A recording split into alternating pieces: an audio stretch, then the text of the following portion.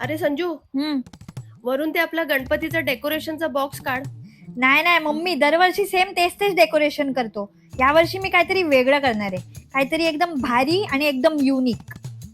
करवंटी, cardboard आणि केळीच्या पानापासून काहीतरी इको फ्रेंडली बनवूया.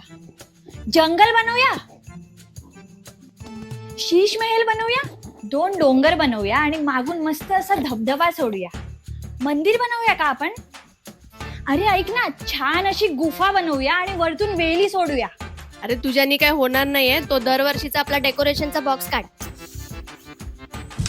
अरे संजू, वरून ते आपला गणपतीचा डेकोरेशनचा बॉक्स काढ. नाही नाही मम्मी, दरवर्षी सेम तेच तेच डेकोरेशन करतो. यावर्षी मी काहीतरी वेगळं करणार आहे, काहीतरी एकदम भारी आणि एकदम युनिक.